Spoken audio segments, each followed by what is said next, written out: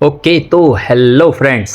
तो ठीक है, मैं आज आपको फिर से मतलब ये रिकॉर्डिंग करके सुना रहा हूँ दोबारा। एक्चुअली मैं ना पता क्या है कि ये जो चैप्टर 2 का पहला पार्ट है इसको एआई वॉइस से बनाया था और काफ़ी मुझे कमेंट, हाँ हालांकि चलो मानता हूँ कि यूट्यूब पर आपको किसी जगह पे कमेंट नहीं दिखेगा, ये मुझे पर्सनली कमेंट आया है जैसे व्हाट्सएप इंस्टाग्राम पर। ठीक है ना, मैंने कई बार उनको बोला है कि यूट्यूब पर भी कमेंट कर दो ताकि जो यूट्यूब मेरा देख रहे हैं उनको भी पता चले कि मुझे कितने कमेंट्स आ रहे हैं कि वीडियो को मैं ठीक करूं, क्योंकि यूट्यूब पर तो कोई कमेंट करने वाला है नहीं। इसीलिए मैं सबको यही कहता हूं कि यूट्यूब पर कमेंट करो ताकि सबको पता चले कि मुझे मतलब मेरी इस वीडियो को देखने वाले भी बहुत सारे पर्सन्स है। ठीक है ना, तो वहाँ पर कमेंट आया कि एआई वॉइस से कुछ ज़्यादा समझ में नहीं आ रहा है, तो इसीलिए मैं अब खुद की अपनी वॉइस में रिकॉर्डिंग करके मतलब कि अपनी खुद की वॉइस में थोड़ा सा डिटेल वाइज एक्सप्लेन करूँगा। तो शायद डायलॉग बोलने में थोड़ी सी आगे पीछे मतलब कि मेरी खुद की हंसी निकल आए, क्योंकि ये बीच में मतलब सीन इतने बीच कॉमेडी है ना कि मुझे खुद सुन मतलब पढ़ के दोबारा हंसी आ जाती है। तो मैं आप सभी को बस यही कहूँगा कि थोड़ा सा पेशेंस रख के इस वीडियो को देखना। हालांकि बताएं मुझे बहुत ही ज़्यादा लंबी वीडियो बन चुकी है।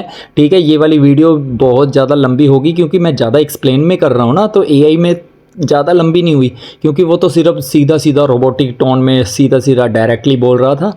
तो अब मैं अपनी एक्सप्लेन में कर रहा हूँ तो थोड़ा ज़्यादा वीडियो लंबा हो चुका है। तो धैर्य रख के, धीरे रख के, मतलब सब्र करके इस वीडियो को आप देख लोगे ना तो मैं 100% गारंटी से कहता हूँ कि आपको बहुत ज़्यादा पसंद आएगा। ठीक है, तो अगर कोई और क्वेश्चन है, कुछ भी पूछना है तो मुझे ज़रूर कमेंट करो। मैं अलग से एक वीडियो बनाऊंगा पूरी एक्सप्लेन करने वाली, ठीक है ना, तो अलग से एक्सप्लेन करके वीडियो बना दूंगा। तो अभी चैप्टर 2 का पहला पार्ट यानी आधा स्टार्टिंग वाला हिस्सा, ठीक है, और बाकी का आधा हिस्सा मैं अभी कर लूँगा। ठीक है, 1-2 दिन तक अगर मुझे जल्दी कमेंट आए, मतलब ज़्यादा कमेंट आए, तो और भी जल्दी करने की कोशिश करूँगा, जितना हो सके ज़्यादा से ज़्यादा जल्दी। ठीक है ना, तो बस आपका सपोर्ट चाहिए, जितना हो सके सपोर्ट करो। अपने सभी एनिमे फैंस, एनिमे या टीवी सीरियल या बुक पढ़ने वाले सभी दोस्तों को ये वीडियो ज़रूर शेयर करो ताकि उनको भी थोड़ा रोमांच, सस्पेंस और अच्छी कहानी सुनने के लिए मिल जाए। ठीक है, बस मुझे और कुछ नहीं, सपोर्ट चाहिए जितना हो सके, और जितना सपोर्ट मिलेगा उतनी जल्दी से जल्दी मैं अपनी इस सीरीज़ को ख़त्म करूँगा ताकि आगे और सीरीज़ लेके आऊँ। ठीक है, 200 एपिसोड लिखे हुए हैं, मतलब सोचे हुए हैं कि कब तक मतलब कब तक लिखूँगा ये सारा, तो खुद ही सोच लीजिए ना। अभी तो 2 एपिसोड ही किए हैं मैंने, 200 कहाँ 2। चलो शुरू करते हैं फिर हमारा पहले सीन बाय सीन एक्चुअली मैंने किया है, तो स्टार्ट करते हैं हमारा पहला सीन। ओके, तो यहाँ से स्टार्ट होता है हमारा पहला scene 1, the stars whisper in shadows. ठीक है, एपिसोड ओपन। हल्की घंटियों की गूंजती हुई आवाज़ के साथ सिटी के अर्ली मॉर्निंग ग्लो में एक धीमी सी गूंजती हुई आवाज़ सुनाई देती है। ठीक है, वाइल्ड शॉट जो सिटी मॉर्निंग का दिखाई देता है। ठीक है, सिटी एक फीकी सी धुंध की चादर के नीचे जागती है। शॉप शटर खटखट करके खुलते हैं, पेपर वेंडर हेडलाइन चिल्लाते हैं, एक बच्चे मतलब कुछ बच्चे स्टे बॉल से खेल रहे हैं, पीछे दौड़ रहे हैं और डॉगी गलियों में भौंक रहे हैं। तभी एक अलग सा साउंड सुनाई देता है, एक हल्का सा मैकेनिकल हम जो पहले कभी किसी ने नहीं सुना, पर एक अनोखा सुकून देता है। वह जो एक लॉनली रोड पर रोल करता है, यानी एक खाली सड़क पर चल रहा है। कैमरा सीधा लेफ्ट पैन करता है, वहाँ पर रिवील होती है एक मिनी बस। वह एक क्रीम कलर्ड मिनी बस थी जो कॉर्नर से टर्न करती है। उसके टायर वेट रोड पर विस्पर करते हैं। ठीक है, धुंध सी फैलती है जैसे मिनी बस अपना ही राज छुपाकर खोल रही हो। साइड का डोर अब धीरे से स्लाइड होकर खुलता है। एक औरत धीरे से मिनी बस से बाहर कदम रखती है, लंबी और शांत, आसमान की टॉयलेट जैसी शॉल में लिपटी हुई जो सितारों की तरह हल्की रोशनी में चमक रही थी। उसने गहरी सांस ली, आंखें आधी बंद, जैसे भविष्य के राज हवा में लिखे जा रहे हो और वह उसे सुन रही हो। नरेटर धीरे से रहस्यमय तरीके से बोलता है, उस सुबह डेस्टिनी ने कदम नहीं रखे। उसने अपनी एंट्री एक मिनी बस के 4 व्हील पर यानी 4 पहियों पर की।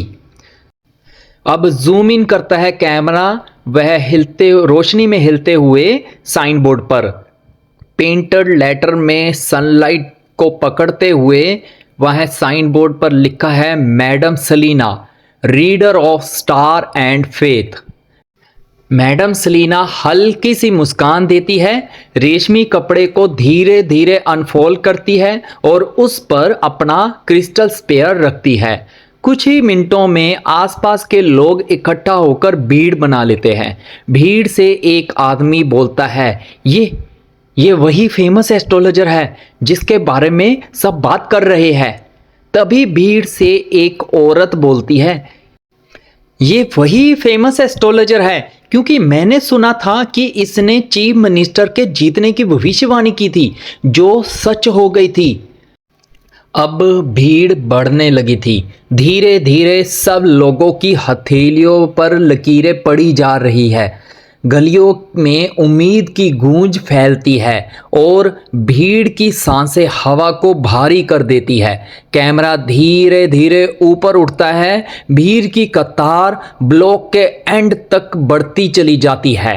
गोल्डन डस्ट हवा में फैलता है, जैसे कोई रहस्यमय ताकत भीड़ को अपनी ओर खींच रही हो। और अचानक भीड़ का इकट्ठा होना उस अनफॉरगेटेबल मोमेंट जैसा बन लगता है जब पूरी दुनिया का रहस्य एक गूंज से सुनने को ठहर जाती है।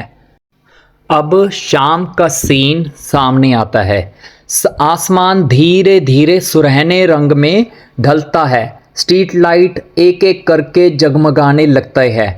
भीड़ अब अगली स्ट्रीट तक फैल चुकी है। कतारें लंबी सांसों की तरह खिंचती जा रही है। लोग फोल्ड किए हुए पेपर को कसकर पकड़ते हैं। उनके चेहरे उम्मीद की रोशनियों से डगमगाते हैं। मगर वहां सड़क की दूसरी तरफ एक आदमी काला चोगा पहने अपना फेस छुपाए खड़ा था।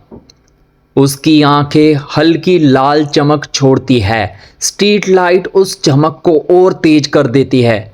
वह अपने हाथ में पहने हुए सिनिस्टर सिंबल से अपने मास्टर विक्टर को संदेश भेजने की कोशिश करता है। मास्टर विक्टर, एक फेमस एस्ट्रोलॉजर यहाँ आई है और पूरी सिटी के लोग उसकी मिनी बस के पास खिंचते चले जा रहे हैं। लेकिन यह कम्युनिकेशन विक्टर तक नहीं पहुंच पाता और फिर वह सीधा विक्टर के पास जाने का निर्णय लेता है। लगता है कि ये उस जो एस्ट्रोलॉजर की भविष्यवाणी या कहे तो उसकी कुछ शक्तियों के कारण बुराई उस कम्युनिकेशन को रोक रही थी, जिससे उस सिनिस्टर को अपने मास्टर विक्टर के पास जाना ही पड़ा।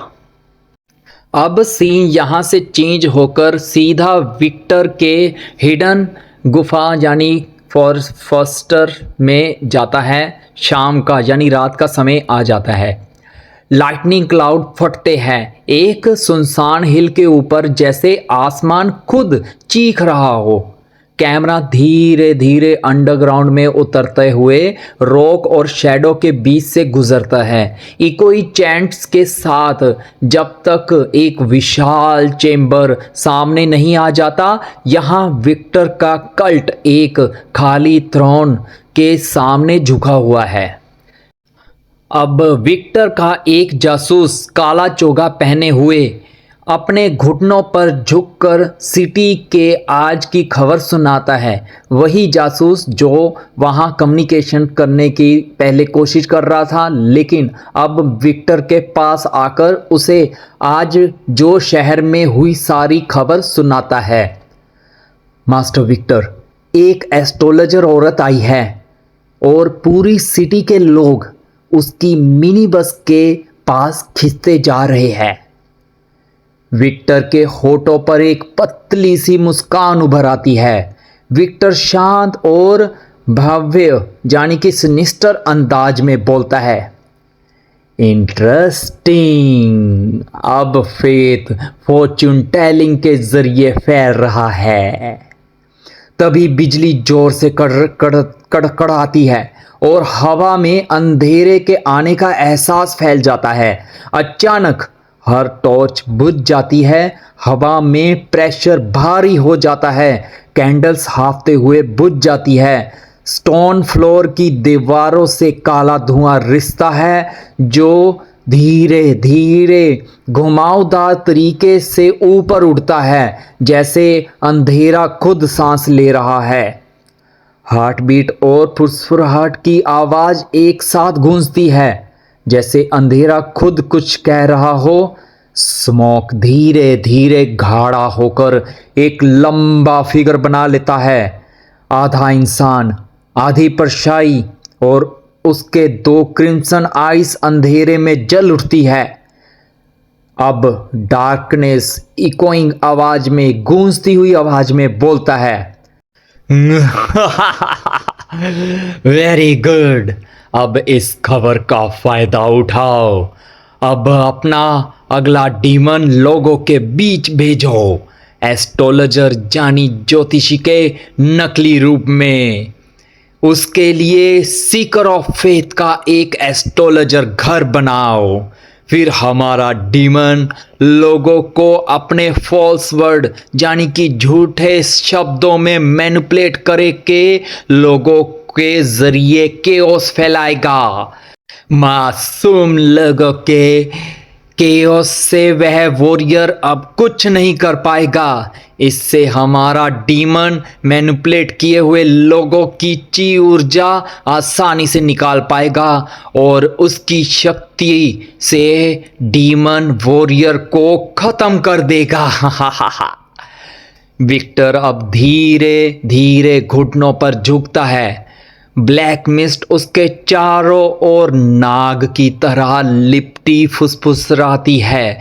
विक्टर झुकते हुए बोलता है, as you wish my master.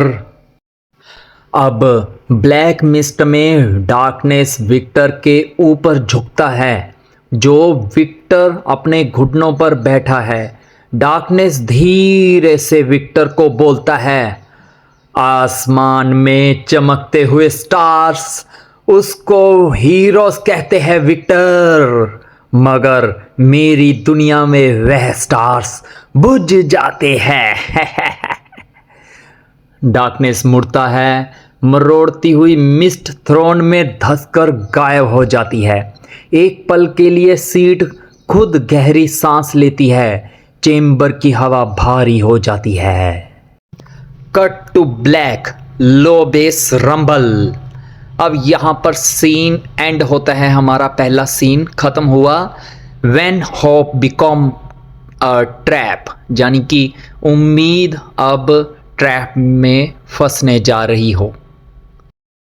चलो, पहला सीन तो थोड़ा सा सस्पेंस भरा था, ठीक है ना। वो कट टू छोटा सा, ठीक है। और स्टार्टिंग में जो बताया गया है, एक एस्ट्रोलॉजर आ रही है हमारे शहर में, या फिर कहीं तो हीरोस, हमारे हीरोस के शहर में, ठीक है। तो अभी सीन 2 स्टार्ट हो रहा है, दी वेकअप कॉल, ठीक है ना। सीन 2, मॉर्निंग ट्रैक ब्लास्ट होता है। कल रात की डार्क वाइब एकदम से कॉमिक फ्लिप करता है, ठीक है। तो अब सीन सीधा सुबह का एचआर के बेडरूम में। सीन ब्लास्ट होता है, स्क्रीन जो है कलर में ब्लास्ट होती है और एचआर का रूम का सीन दिखाई देता है। दीवारों पे एनीमे पोस्टर, जमीन पर बिखरे हुए कपड़े और आधा खाया हुआ चिप्स का पैकेट और एक ग्लोइंग फिगर, यानी कि ग्लोइंग एनीमे फिगर साइड में पड़ा हुआ। तो एचआर का फोन सिर के पास वाइब्रेट करता है। एचआर ब्लैंकेट में दबा हुआ सो रहा है। कैमरा पैन करता है सीधा एचआर के हाथ के ऊपर, जहां पर ब्लैंकेट से वह अपना सिर हटाता है, मतलब सिर से ब्लैंकेट हटाता है। उसके बाल स्टैटिक लाइटनिंग जैसे बिखरे होते हैं। तभी फोन जोर जोर से बज करने लगता है और स्क्रीन पर नाम फ्लैश होता है, रवि। एचआर फोन उठाकर बोलता है, हेलो। रवि फोन की दूसरी तरफ शांत आवाज में बोलता है, उठ गया क्या? एचआर आधी नींद में धीरे से बोलता है, हाँ, क्या बोल रहा है? तभी रवि सीरियस टोन में बोलता है, इस तरह से तू अपना स्पेशल काम कभी नहीं कंप्लीट कर पाएगा। मगर एचआर अभी भी आधी नींद में बोलता है, क्या? तब रवि चिल्लाकर बोलता है, उठ जा, आज फिर से लेट होगा तू काम पर। तू यह वॉरियर वाला काम कैसे करेगा अगर सुबह जल्दी उठ नहीं पाता? तभी एचआर झटके से उठता है और कैमरा सीधा एचआर की आंखों में क्लोजअप करता है, जिससे नींद उड़ जाती है। तब एचआर चिल्लाकर जवाब देता है, क्या तूने मुझे पहले कॉल क्यों नहीं किया? तूने बोला नहीं था कि मुझे तू आज जल्दी उठाएगा? रवि अब डेडपैन तरीके से जवाब देता है, स्क्रीन देख, 1 घंटे से कॉल कर रहा हूं, अब तो मेरा इंसानियत से आस्था खत्म ही हो रही है। तभी बीट होता है सीधा। एचआर यकीन ना करने वाली नजरों से फोन को घूरता है। फिर अचानक एचआर का फुल पैनिक मोड में काम पर जाने को तैयार होता है। एचआर बाथरूम में दौड़ता है, ब्रश करके टूथब्रश जल्दी से रख देता है। अब जल्दी से टर्बन बांधता है और फिर नीचे जाकर टिफिन पकड़ता है। हाफ शर्ट बटन लगे हुए हैं, एक सॉक्स मिसिंग और टाई तो एकदम डिफीटेड स्नेक की तरह लटक रही है। बैकग्राउंड में कैथोटिक में म्यूजिक फ्लिप होता है और शुरू होता है एचआर का मिशन इम्पॉसिबल, जो कि एचआर वर्जन स्टार्ट होता है। अब एचआर अपने दिमाग में जोर जोर से बोलता है, अब शुरू होता है operation don't get fire. HR घर के बाहर झटके से निकलता है और बाइक पर जंप करता है और शरारती मुस्कान के साथ इंजन स्टार्ट करता है। तभी एचआर का टिफिन गिरने ही वाला होता है, पर उसे एनिमे हीरो जैसे एक निंजा स्टार की तरह कैच करके बचा लेता है। पास में फ्रेंडली नेबर एंटी पौधों में पानी डालते हुए मुस्कुराती है और सिर हिलाकर कहती है, एचआर फिर से लेट, ये ऑफिस है या रेस ट्रैक? एचआर मुस्कुराते हुए जवाब देता है, दोनों एंटी, आज टाइम से अगेंस्ट रेस है मेरी। एचआर धूल उड़ाते हुए बाइक की स्पीड तेज करके निकल जाता है और एंटी पीछे बैकग्राउंड में हंसती रहती है। अब सीन यहां से कट होकर सीधा रवि की साइड को जाता है। रवि एक शांत जगह पर बैठा होता है और आराम से चाय पी रहा है। फोन स्क्रीन पर एंड कॉल स्क्रीन चमकता है।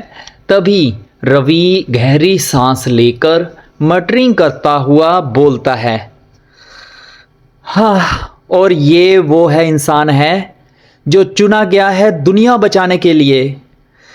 अरे इस पर बहुत काम करना पड़ेगा। तभी कैमरा आसमान की तरफ जाता है, सनलाइट फ्लेयर होता है, कॉमेडी सीन एक एडवेंचरस टोन हिंट करता है। तो यहाँ पर सीन 2 खत्म होता है, मिशन डोंट गेट फायर। तो यह तो कॉमेडी सीन था, हालांकि मैंने अपनी हंसी को बहुत कंट्रोल करने की कोशिश की है, लेकिन चलो हंसी तो निकल रही थी थोड़ी थोड़ी मेरी भी। अब चलते हैं अपने नेक्स्ट सीन पर। अब चलो शुरू करते हैं अपना scene 3, office comedy and Neha's wish. ठीक है, तो अब सीन जाता है सीधा सुबह ऑफिस के तरफ, एचआर के ऑफिस तरफ। एचआर अब निंजा की तरह धीरे धीरे ऑफिस के अंदर जाता है। उसके फुटस्टेप हल्के हैं, चेहरा सीरियस, जैसे एक बैटलफील्ड में वह घुस रहा है, जो कि 9 और 5 के बीच की जॉब में चलता है। फिर अपने आप से सोचते हुए बोलता है, बॉस कहीं दिखाई नहीं दे रहा है, ये बहुत ही परफेक्ट मौका है अपने डेस्क तक पहुंचने का। जैसे ही वह डेस्क तक पहुंचने वाला ही होता है, तभी सडनली नेहा कहीं से अपने चेयरफुल टोन में एचआर को बोलती है, गुड मॉर्निंग एचआर। तभी एचआर घबरा कर बोलता है, no no no no no no no नहीं, ये क्या हो गया? बूम! तभी बॉस के कैबिन का डोर जोर से खुलता है, पेपर हवा में उड़ते हैं, बॉस एंग्री टाइटन की तरह बाहर आ जाता है। वेन विजिबल आइस मतलब गोइंग फ्यूरी की तरह, मतलब गुस्से से चमक रही है उसकी जो वेन्स है, नसें दिख रही है। बॉस गुस्से से बोलता है, एचआर फिर से लेट, तुम क्या सोचते हो ये कोई सर्कस है क्या? एचआर बिल्कुल फ्रीज हो जाता है, दुनिया साइलेंट हो जाती है और सिर्फ टिड्डे के चैपिंग क्रिकेट की आवाज सुनाई देती है। बॉस हल्का सा गुस्से में गुर्राता है, फिर नेहा की तरफ देखते हुए बोलता है, और तुम? तब बॉस का गुस्सा हल्का सा शांत होता है और अपनी बात को नेहा से कंटिन्यूसली बोलता है, तुम एक गुड एम्प्लॉई हो नेहा, फिर अपना टाइम इस निकम्मे इंसान के साथ क्यों वेस्ट कर रही हो? क्या तुम्हें भी ये एचआर जैसा बनना चाहती हो, जो कि लेट है, लॉस्ट है और लेजी भी है? बॉस एक पल के लिए रुकता है और स्क्रीन करता है, तब फिर से कंटिन्यूसली अपनी बात को बोलता है, यह तुम्हारा कोई फ्रेंड है क्या? अगर है तो तुम इसको अपने जैसा क्यों नहीं बनाती? जल्दी से जो काम पर आए, ठीक है, अपना काम ठीक से करे। तब नेहा अपने दिमाग में फ्रेंड वर्ड की जगह बॉयफ्रेंड वर्ड को इमेजिन करते हुए ब्लश करती है और इधर एचआर का चेहरा पीला पड़ा हुआ होता है। तब एचआर अपने दिमाग में सोचते हुए बोलता है, ये नेहा शर्माने क्यों लगी है, और मेरे साथ ही क्यों हमेशा ऐसा होता है? बस इतना बोलकर अब बॉस अपने कैबिन में वापस चला जाता है और डोर थंडर की तरह बंद होता है। तब डांट के बाद यानी आफ्टर स्कोर्डिंग, ठीक है, एचआर अपनी चेयर पर गिरता है और गहरी सांस लेकर बोलता है, हाँ आज तो बच गया रे। फिर तभी एचआर नेहा की तरफ देखकर बोलता है, नेहा तुम्हें भी मेरे साथ डांट क्यों पड़ा? तब नेहा ऑकवर्ड तरीके से शर्माते हुए बोलती है, मुझे नहीं पता, शायद इसका समझाना मेरे लिए मुश्किल होगा। फिर एचआर बेफिक्र होकर बोलता है, ठीक है, जाने दो किसको पड़ी हुई है। अब यहाँ से सीन कट होकर अजय की एंट्री दिखाता है। Ajay dramatic anime side kick की तरह स्लाइड करता हुआ एचआर के पास एंट्री लेता है। वो एचआर की डेस्क पर कॉफी कप रखता है, नकली सीरियसनेस के साथ बोलता है, यो bro, bad news, boss hate you, but good news is कोई तुम्हें ऑफिस में प्यार करता है। एचआर शॉक होकर बोलता है, क्या? मुझे कौन पसंद करेगा वे? तब अजय टीजिंग करते हुए बोलता है, क्या बात है, रहा नहीं चाहता, तड़प ही ऐसी है। फिर एचआर ब्लैंकली नजरों से पूछता है, हाँ क्या बोल रहा है वे? क्या कोई तेरा ये कोई अनदर प्रैंक है? तब अजय रियल और सीरियसनेस होकर बोलता है, नो ब्रो, वो एक रियल ह्यूमन गर्ल है जो लास्ट ही वीक को ऑफिस ज्वाइन किया है और उसका नाम है नेहा।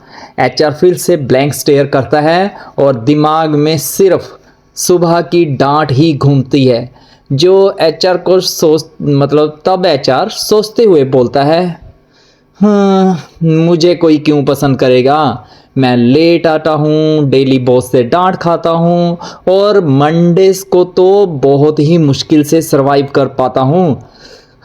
नो चांस, कोई मुझे पसंद करे ऐसा हो ही नहीं सकता। अजय ग्रीनिंग लुक के साथ बोलता है, सी बस यही होगा, शायद उसको पसंद होगा। तब अजय एचआर के शोल्डर पर ड्रामेटिकल पैट करते हुए थपथपाते हुए बोलता है, शायद उसको तेरे साथ होने वाला कियोस पसंद हो। फिर अजय बॉलीवुड लव टोन गुनगुनाते हुए चला जाता है और यहाँ एचआर का वॉइड लुक में देखते ही रह जाता है एचआर। तब उसी समय बैकग्राउंड में टीजिंग कॉमेडी डायलॉग बजता है, खत्म, टाटा, बाय बाय। तो नरेटर की तरफ अब ऑडियंस को लास्ट टीजिंग कॉमेडी लाइन, कुछ शब्द, समझदार को इशारा ही काफ़ी है। चलो अब यहाँ से सीन सीधा लंच ब्रेक की तरफ पैन करता है।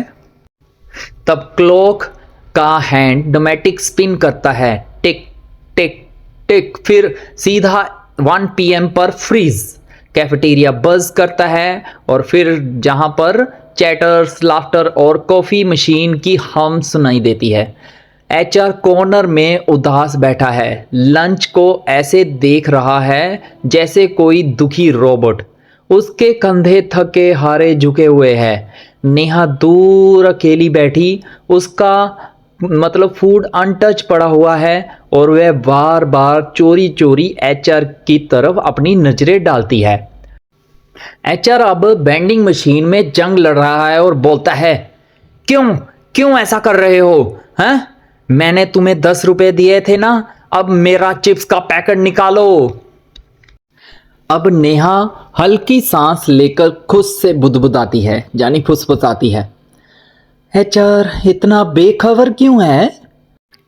उसके गाल लाल हो जाते हैं। वह फोन उठाती है और अजय को कॉल करने का सोचती है, लेकिन नेहा इतनी घबराती है कि 2 बार कॉल करके तुरंत कट कर देती है। फिर कांपते हाथों से तीसरी बार कॉल बटन प्रेस करती है। फोन का रिंग करता है और अजय की रिंगटोन जोर से ब्लास्ट होती है, फ्रेंडशिप इज फायर। तब अजय लेजी एनर्जी से आंसर करता है, चॉइंग क्रंच करते हुए, हियर आई कम। तो क्यों कॉल किया?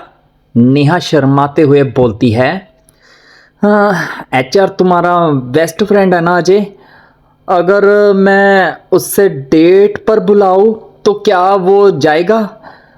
शायद इससे हमारा रिश्ता और गहरा होगा और शायद फ्यूचर में हमारी शादी भी हो जाए। तो अजय शॉक होकर फ्रीज हो जाता है। तभी कॉमिक का स्वेट ड्रॉप इमेजिन होता है। उसके दिमाग में एचआर जो चिवी चिवी बना हुआ एक टॉय स्वॉर्ड को लेकर चिल्लाता है, फॉर जस्टिस एंड स्नैक्स। छोटा सा एक चिवी बॉय जैसे कार्टून कैरेक्टर में छोटा सा होता है ना, तो वो एक टॉय स्वॉर्ड यानी कि खिलौने वाली तलवार लेकर चिल्लाकर बोलता है, HR for justice and snack. थोड़ा इमेजिन और हंसी वाला। तो यह सोचते हुए अजय ऑकवर्ड तरीके से हंसी ब्लास्ट करता है और बोलता है, इम्पॉसिबल, एचआर अभी भी बच्चे जैसा सोचता है।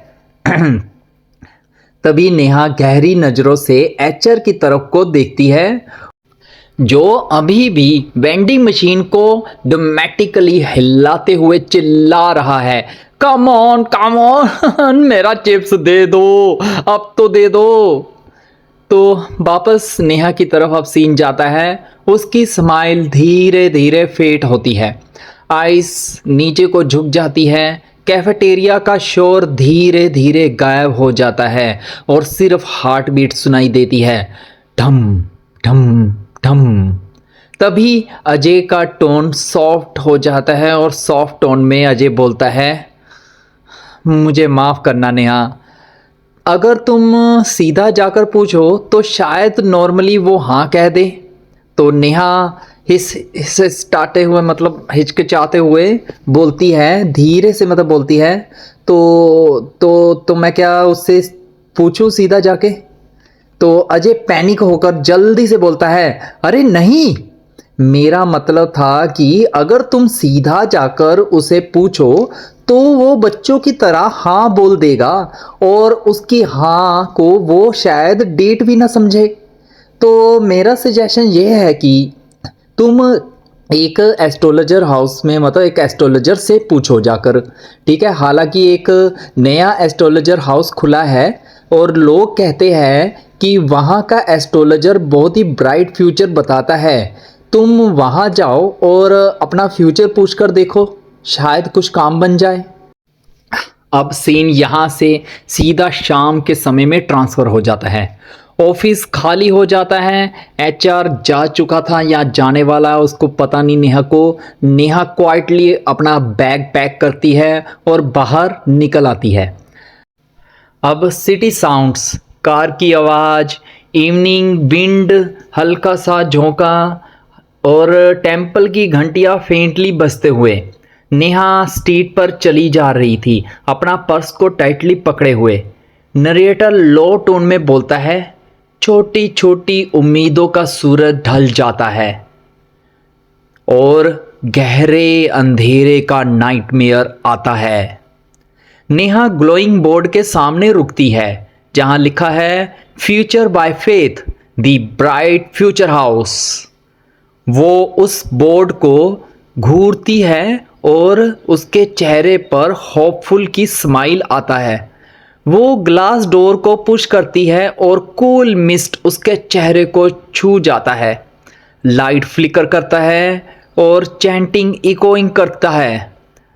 उसकी आइस वाइड हो जाती है, क्यूरियोसिटी जीत जाती है। वह अंदर को पैर रखती है। डोर साइलेंटली बंद होता है।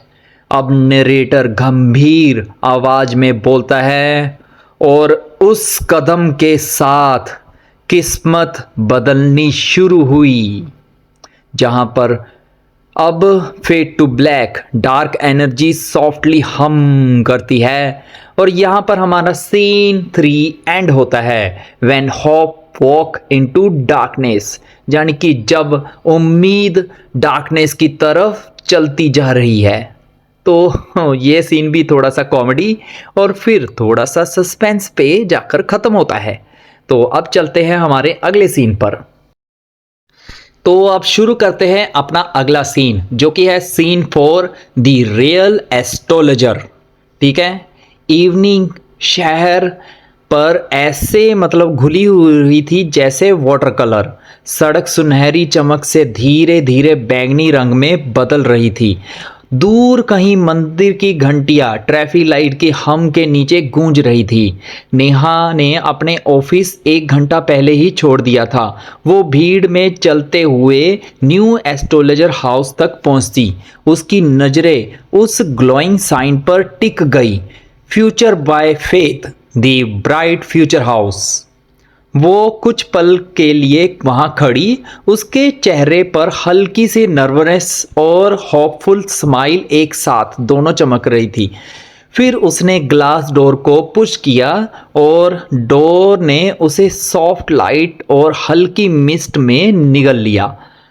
1 घंटे बाद एचआर की शिफ्ट खत्म हुई। उसने अपनी बाइक घर पर पार्क की, फिर अपनी टाई उतारकर थोड़ी देर वॉक करने का सोचा। हवा ठंडी थी, जिसमें स्ट्रीट टी और भुने हुए कॉर्न की खुशबू थी। शहर आधा सोया था और आधा जिंदा सा लग रहा था।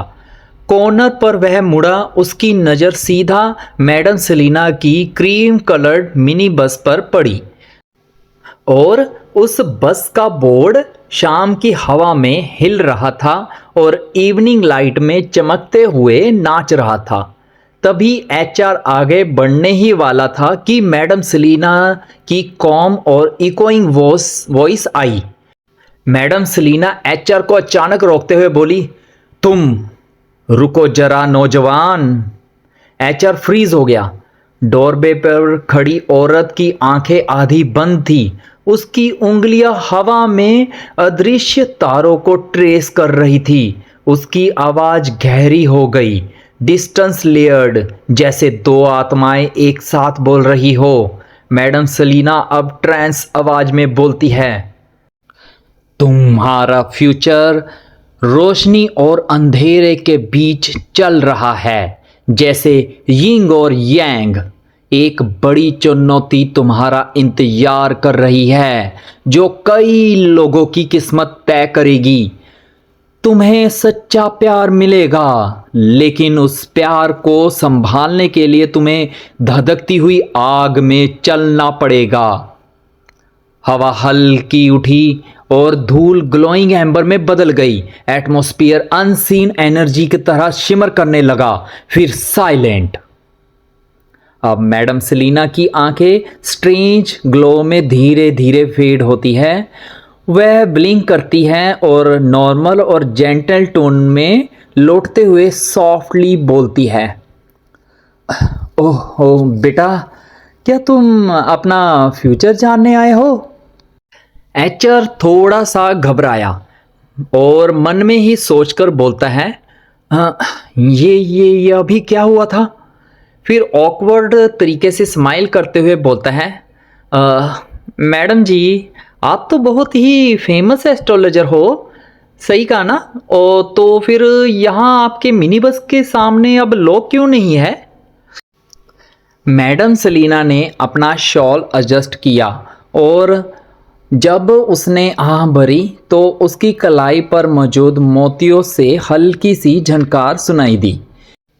अब मैडम सेलिना निराशा से जवाब देती है, क्योंकि आज के समय में नया एस्ट्रोलॉजर हाउस खुला है। लोग कहते हैं कि वहाँ का एस्ट्रोलॉजर जो फ्यूचर बताता है वही फ्यूचर सच कर देता है। तो एचआर ने स्ट्रीट के एंड की तरफ अब देखा। वहाँ एक नया एस्ट्रोलॉजर का साइन ठंडी आर्टिफिशियल ग्लो में चमक रहा था और और अब उसके दिल में भारीपन उतर आया।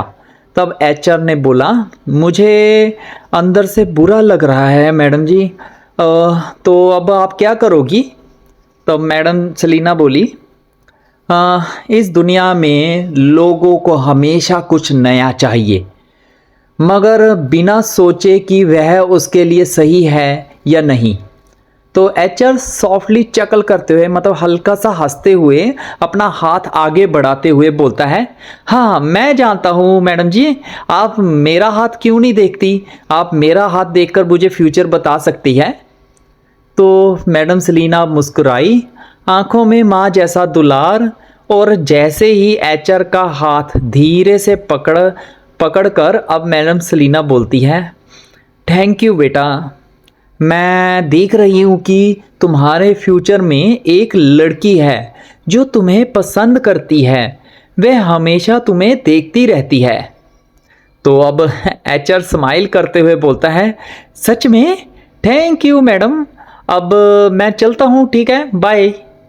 अब एचआर पीछे हटता है, थोड़ा शर्मिंदा होकर सिर खुजाता है। जैसे ही वो आगे बढ़ा, स्ट्रीट लाइट ऊपर 2 बार फ्लिकर हुआ, फिर एकदम स्टेडी हो गया। एचआर सोचते हुए अपने आप से ही बोलता है, कौन हो सकती है वह लड़की? शायद रितु होगी, जो वो कॉफ़ी शॉप चलाने वाली।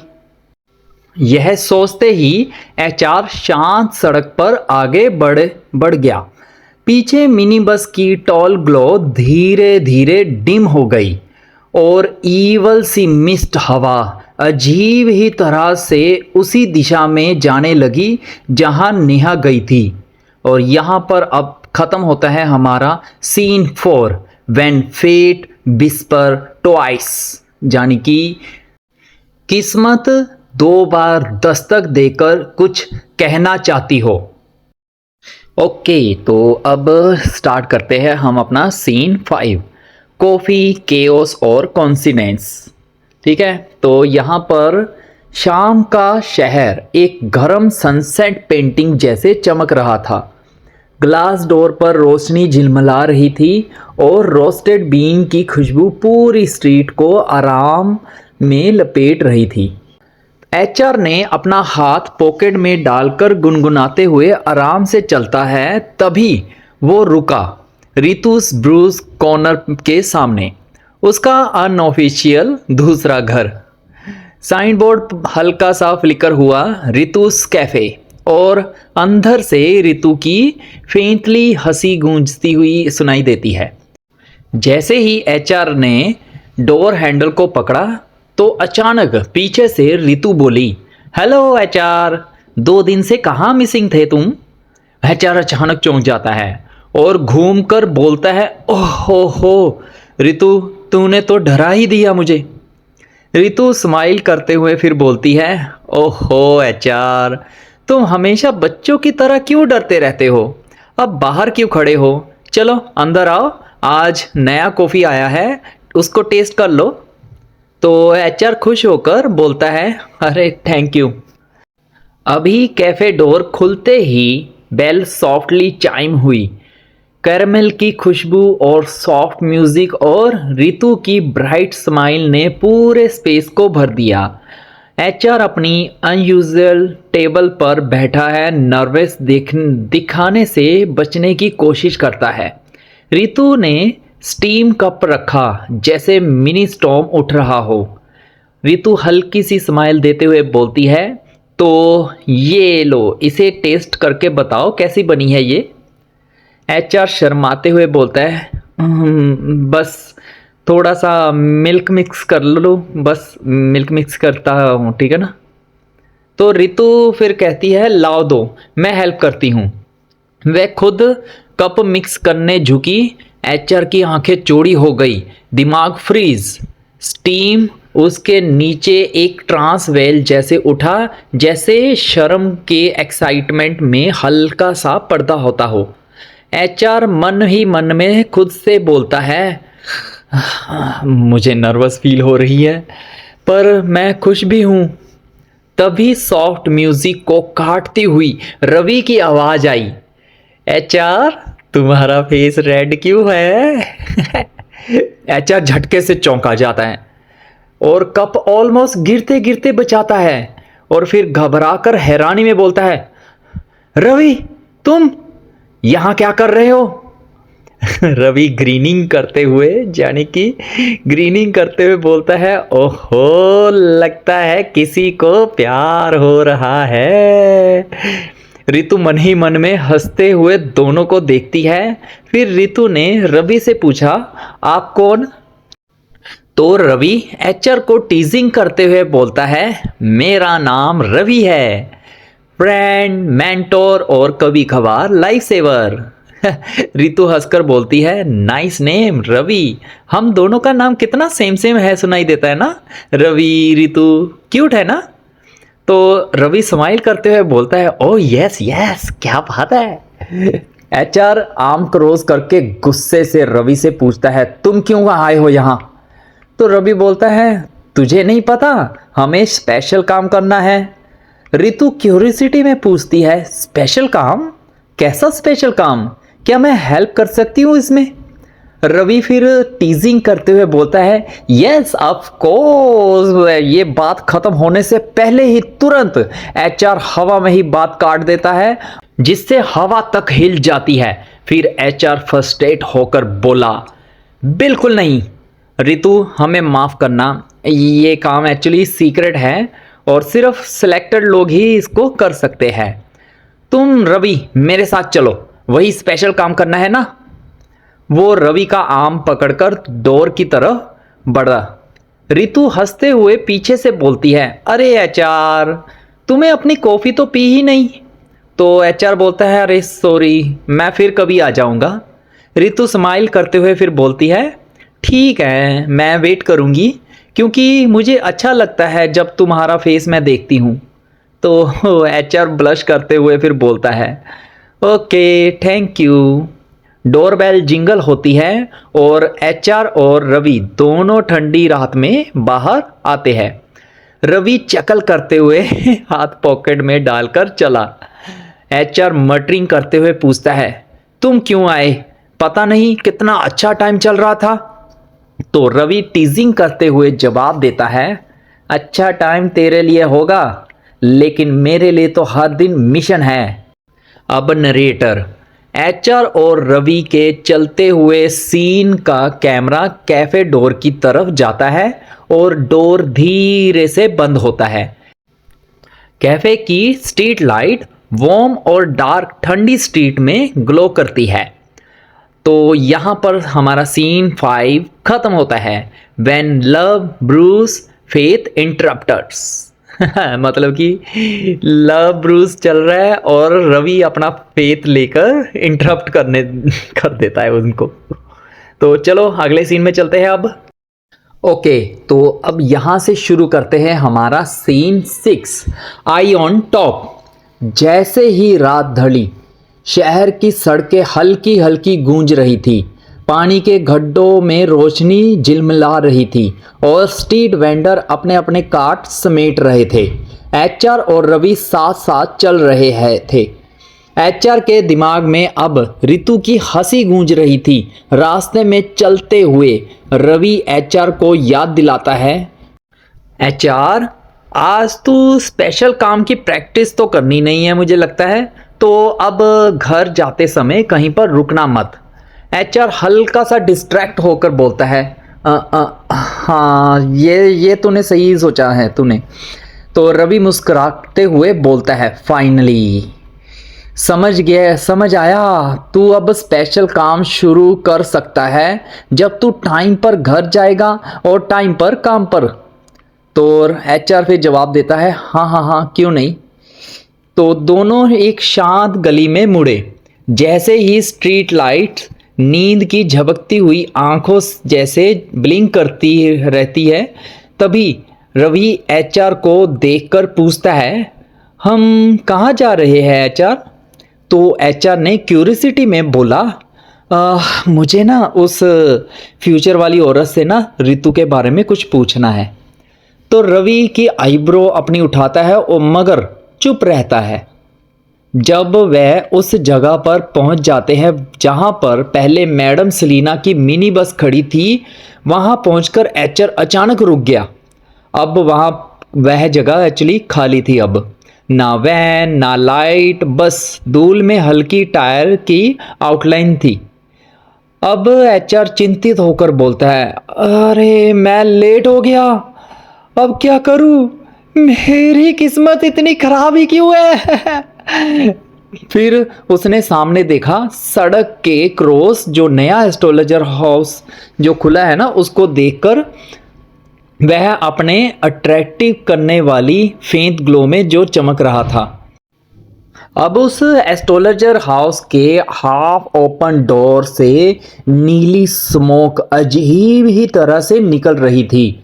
उस नए एस्ट्रोलॉजर हाउस को देखकर एचआर को अंदर से डर लगने लगा, मगर वह खुद से सोचते हुए बोला, हाँ मुझे फिर भी फ्यूचर अभी जानना है तो वहाँ जाऊँ, लेकिन उस जगह को देखकर मुझे गलत फील हो रहा है। तो रवि हैरान होकर पूछता है, एचआर तू क्या कर रहा है, हम इस एस्ट्रोलॉजर हाउस के सामने क्यों खड़े हैं। तो रवि के पूछते ही एचआर होश में आकर बोलता है, ओह कुछ नहीं। अब एचआर हल्की सी सोच में डूबा अपना नेक रब करता है। फिर अचानक एक अजीब आइडिया आया। उस आइडिया को अप्लाई करने के लिए एचआर फिर जोर से बोलता है, अब मैं फेट को खुद डिसाइड करूंगा। फिर एचआर शू हवा में उछाल देता है और उसके गिरने से पहले जल्द ही बोलता है, अगर ये शूज सीधा गिरा तो मैं अंदर जाऊंगा और अगर ये शूज उल्टा गिरा तो मैं अपने घर जाऊंगा।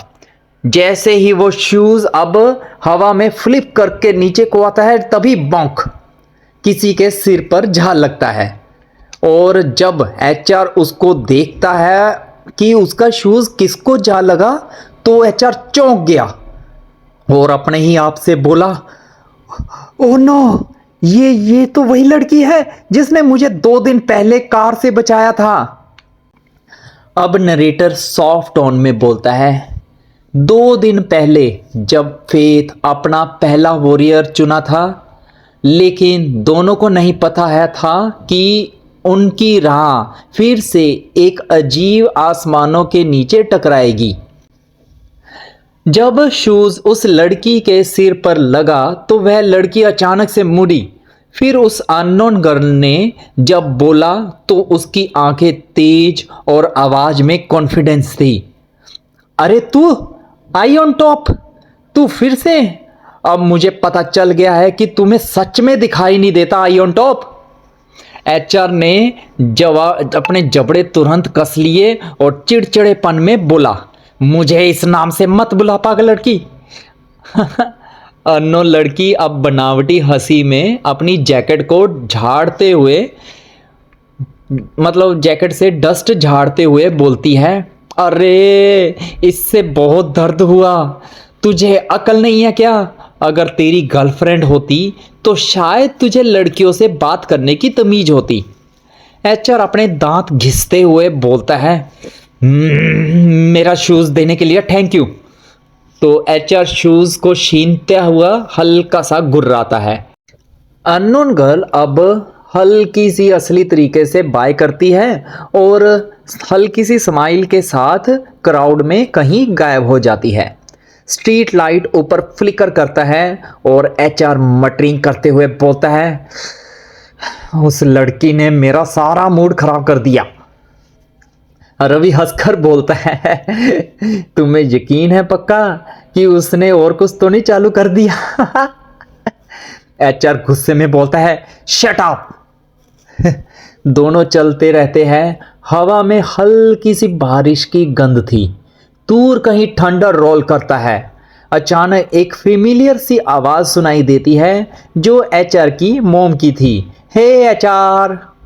तो एचआर घूमता है। उसकी मोम ग्रोसरी स्टॉल पर खड़ी थी, हाथ में शॉपिंग बैग था। तो एचआर मुस्कुराते हुए बोलता है, अरे मम्मी आप शॉपिंग करने आए हो? तो एचआर की मॉम रिप्लाई करते हुए बोलती है, हाँ बेटा, तुम्हारे डैड आज जल्दी घर आ गए थे तो उन्होंने कहा कि मुझे आज स्पेशल पका के दो, तो तुम्हें भी कुछ खाना है क्या? अब एचआर मुस्कुराकर मन ही मन में सोचते हुए बोलता है, रितु को मम्मी जरूर पसंद आएगी। अभी एचआर की मॉम पूछती है, एचआर काम के बाद यूं मत घूमा करो, और ये कौन है तुम्हारे साथ? तो एचआर रिप्लाई में बोलता है, ओह सॉरी मम्मी, ये मेरा दोस्त है रवि। तो रवि पोलाइट तरीके से बोलता है, आपसे मिलकर खुशी हुई मैडम। तो एचआर की मॉम मुस्कुराते हुए रिप्लाई देती है, मुझे भी बेटा। तीनों कुछ देर साथ चलते हैं, बातें करते हुए। फिर अगले ही कॉर्नर में रवि बाय कहकर अपने रास्ते चला जाता है और एचआर और उसकी मॉम स्ट्रीट लाइट की उस ऑरेंज ग्लो में घर की तरफ बढ़ते रहते हैं। तो अब नरेटर सॉफ्टली टोन में बोलता है, रात पीसफुल लग रही थी लेकिन थी नहीं। शहर के किसी और ही हिस्से में उन्हीं तारों के नीचे नेहा उस डिमोनिक जगह की ओर गहराई तक जा रही थी जहां नेहा को रोशनी का वादा मिला था, मगर फुसफुसाहट सिर्फ अंधेरे की थी। एचआर को बिना दिखे डेस्टिनी पहले ही अपनी चाल चल चुकी थी। हवा ठंडी हुई और अंधेरे में एक क्रिस्टल फेंट ग्लो करने लगा, जहां पर वार्निंग दी, जल्द ही जेंटल हार्ट भी ट्रम्बल करेंगे। फेड टू ब्लैक, हल्की चैंटिंग गूंजी और फिर साइलेंस। यहां पर हमारा सीन 6 खत्म होता है। When faith cross a path, ठीक से बोलता हूं, व्हेन फेथ क्रॉस पाथ्स, ठीक है ना, यानी कि किस्मत जब क्रॉस करती है अपने पाथ को, यानी अपने लक्ष्य को पार करके आगे बुराई फैलना शुरू हो जाए। चलो कोई बात नहीं, इतना एक्सप्लेन करने की तो वैसे मुझे जरूरत नहीं है, समझदार हो, समझदार को इशारा काफ़ी है। चलो अब चलते हैं अपने अगले सीन पर, जो कि है इस चैप्टर 2 का लास्ट सीन, फिर आधा चैप्टर खत्म हो जाएगा। तो अब यहाँ शुरू करते हैं हम अपना 7वां scene, the house of bright future. रात ने पूरे शहर पर अपनी शाही फैला दी। स्ट्रीट लाइट एक एक करके टिमटिमा रही थी और धुंध के ऑरेंज हॉल में चमकने लगी। हल्की हवा में मंदिर की घंटियां गूंज रही थी, धीमी, जैसे कोई वार्निंग दे रही हो। इस बीच लोगों का एक झुंड उस सड़क की तरफ जा रहे थे जहां पर एक ग्लोइंग साइन चमक रहा था। Future by faith, the bright future house. Neha भीड़ के बीच चल रही थी। उसका ऑफिस आइडेंटिटी कार्ड अभी भी उसके गले में था। नेहा के कदम उस न्यू फ्यूचर हाउस में जाने को कतरा रहे थे, मगर उसके आंखों में उम्मीद थी उसका सही फ्यूचर पता चलेगा। साथ में नेहा के 2 कलीग भी थे जो उसी जगह पर जा रहे थे। पीछे शॉपकीपर, स्टूडेंट और एक बूढ़ा कपल भी था, और सब अपना अपना भविष्य जानने की चाह में खोए हुए थे। तो अब सीन सीधा स्टार्ट होता है एस्ट्रोलॉजर हाउस के इनसाइड जाने में, मतलब अंदर जाने की तरफ। ग्लास डोर सॉफ्टली चाइम करता है, झनकार सुनाते हुए खुला। अंदर से एक वार्म हनी कलर लाइट बाहर फैली, बहुत ही परफेक्ट, बहुत ही स्थिर। नेहा ने अंदर कदम रखा और उसकी सांस अटक गई, क्योंकि यह एक छोटा सा बाहर से दिखने वाला कोई कैबिन नहीं था, बल्कि एक विशाल हॉल था। मार्बल फ्लोर, दीवारों पे दर्जनों टॉल कैंडल्स जिनकी फ्लेम नीली थी। दीवार पर अजीब से सिंबल फेंतली शिमर कर रहे थे, हार्ट बीट की तरह धड़कते हुए। कॉर्नर्स में हाफ शैडो में हुडेड डार्क फिगर खड़े थे और उनके चेहरे पूरी तरह से ढके हुए थे और वह बिना हिले सब देख रहे थे। हॉल के सेंटर में एक विशाल क्रिस्टल ऑर्ब था, किसी भी ग्लोब से बड़ा। उसके भीतर सिल्वर मिस्ट घूम रही थी। ऑर्ब की दूसरी तरफ एक ऊंचे प्लेटफॉर्म पर क्रिम्सन और गोल्ड रोब्स पहने एक औरत बैठी थी। उसकी स्माइल जेंटल थी पर लगभग डिवाइन, जो कि विक्टर की भेजी हुई एक डीमन वुमन जो एक फेक एस्ट्रोलॉजर बनी हुई थी। अब वह फेक एस्ट्रोलॉजर यानी डीमन की भेजी हुई डीमन वुमन बोलती है, स्वागत है तुम्हारा किस्मत की तलाश करने वालों। यहाँ हर सच रिवील हो जाता है अगर तुम्हारा दिल उस सच को देखने की हिम्मत रखता है। उसकी आवाज़ सॉफ्टली गूंजी, 2 टोन्स में, एक इंसानी वॉइस थी और दूसरी कुछ और ही अलग। भीड़ ऑर्ब के चारों ओर सर्कल बनाकर खड़ी हो गई। उस डीमन औरत ने हाथ उठाया और कैंडल की फ्लेम एक एक करके ब्राइट हो गई। तब हर कैंडल की रोशनी आपस में मर्ज होने लगी और एक ही दिशा में सिमटकर उस क्रिस्टल ऑर्ब के ओर को मतलब बढ़ने लगी। नेहा उस क्रिस्टल ऑर्ब के सामने ही खड़ी थी और उसकी आंखें यह सब देखकर चौड़ी हो गई थी। नेहा उस ऑर्ब से निकलती हुई वार्म गर्मी को महसूस कर रही थी, लेकिन उस गर्मी के नीचे उसे कुछ ठंडा सा महसूस हो रहा था, जैसे कि इनविजिबल फिंगर्स उसकी स्किन को छू रही हो। अब यहाँ शुरू होता है रिचुअल टाइम, यानी कि अब फेक एस्ट्रोलॉजर अपना रिचुअल शुरू करती है। जब फेक एस्ट्रोलॉजर रिचुअल स्टार्ट करते टाइम अब बोलती है, अब अपना हाथ इस क्रिस्टल पर रखो और तुम्हारा फ्यूचर खुद ब खुद तुम्हें दिखाई देगा। भीड़ ने उस फेक एस्ट्रोलॉजर की बात मानकर अपने अपने हाथ उस ठंडे क्रिस्टल ऑर्ब पर रख दिए। क्रिस्टल ऑर्ब एक बार धड़का, फिर तेज और तेज, फिर उन सब लोगों की फिंगर टिप से हल्की रोशनी उठी और वो क्रिस्टल ऑर्ब में खींचने लगी। लेकिन असल में वह कोई रोशनी का रिफ्लेक्शन नहीं था, बल्कि उन सब लोगों की लाइफ एनर्जी थी। गोल्डन लाइफ एनर्जी, यानी कि गोल्डन ची ऊर्जा की डोर उस ऑर्ब की तरफ खींची जा रही थी। ट्रैप फायरफ्लाइज की तरह उस ऑर्ब में घूमती हुई।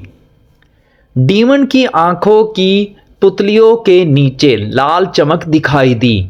उस डीमन ने एंशिएंट चैंट्स विस्पर किए तो हर सिंबल हवा को ट्विस्ट कर रहा था हॉल में जो दीवारों से लगकर खड़े हुए हुडेड फिगर हिलने लगे। फिर उसने उनके मतलब पैरों से शैडो फैलने लगी जैसे कि लिविंग इंक हो। इस तरह से फ्लोर पर रेंगती हुई वह फैलने लगी तो लोग कांपने लगे। कुछ धीरे धीरे सांस ले रहे थे जैसे कि उनकी सांसें खींची जा रही हो। फिर कोई भी पीछे नहीं हटता है। उनके चेहरे अब शांत थे और खाली, और अब वह सब मोहित थे। नेहा कांपती हुई बोलती है, ये क्या हो रहा है? फेक एस्ट्रोलॉजर अब मुस्कुराते हुए आंसर देती है, तुम्हारा फ्यूचर माय डियर, जो कि अब सच बन रहा है। वह डीमन नेहा के करीब झुकी और अपना एक हाथ से नेहा के चिन्ह को पकड़ लिया। फिर उन दोनों की आंखें मिली और उस डीमन औरत की आंखों की पुतलियां पिघले हुए मानिक की तरह चमकी। फेक एस्ट्रोलॉजर यानी कि डीमन औरत अपने डिमोनिक टोन में अब बोलती है, अब तुम मेरे कंट्रोल में हो। तुम सब बुराई के सर्वेंट हो। अपने सारे काम भूल जाओ, अपने सारे सपने भूल जाओ और डार्कनेस को तुम्हें गाइड करने दो। तभी क्रिस्टल ऑर्ब से ब्लैक लाइट एक्सप्लोड होती है। काले अंधेरे का शॉकवेव पूरे हॉल में फैल जाता है। सभी कैंडल बुझ जाती है। बस अब दीवारों पर क्रिम्सन रून्स ही ग्लो कर रहे थे। भीड़ की आंखें हल्की सी बुझी हुई चमक में चमक रही थी। उनके चेहरे अब शांत और बेजान थे। तब नेहा ने अपने होंठों को हल्का सा खोला और रोबोटिक टोन में आंसर दिया, जैसा आप कहो मेरी मालकिन। डीमन औरत अब अपनी फुल हाइट में उठी और उसकी हंसी गूंजने लगी, स्मूथ, भयानक, अंतहीन। फिर उस औरत ने हंसकर बोलती है वह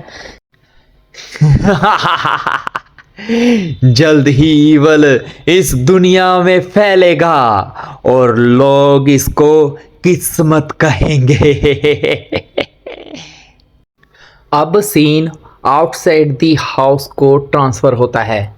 ग्लास वॉल से फेक एस्ट्रोलॉजर हाउस का साइन अब और भी भयानक चमक रहा था, दी ब्राइट फ्यूचर हाउस।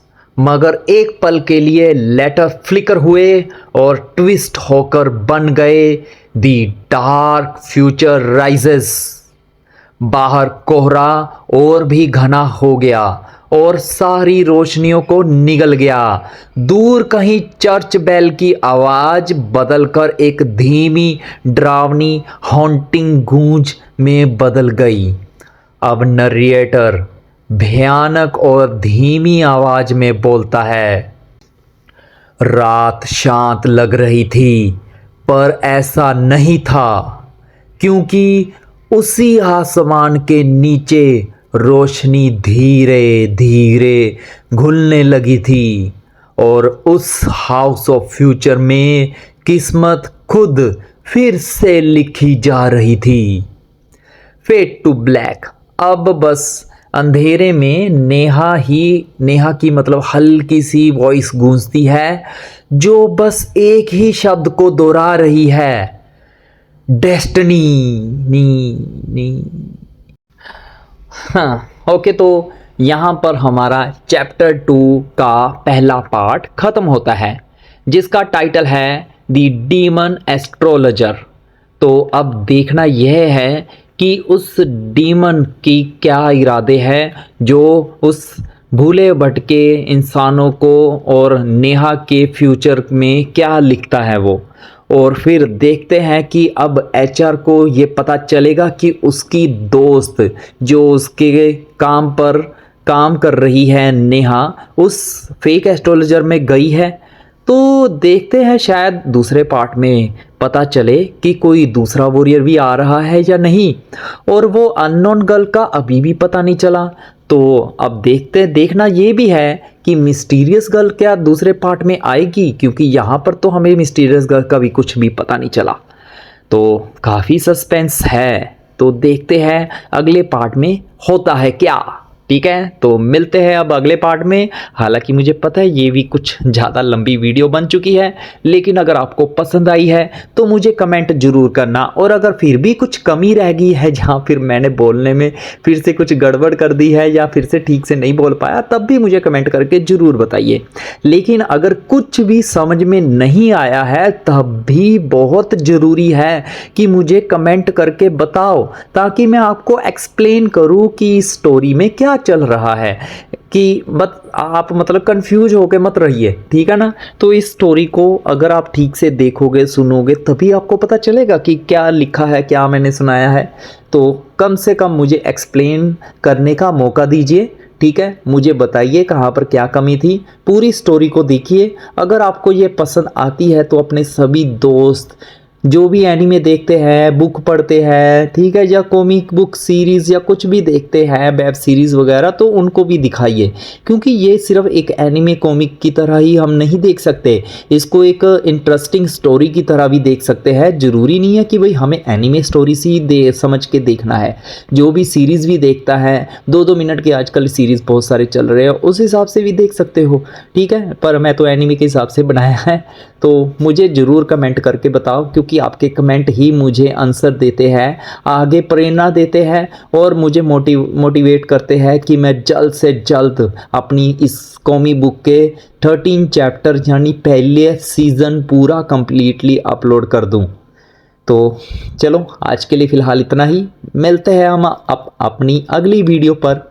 तब तक के लिए सायोनारा।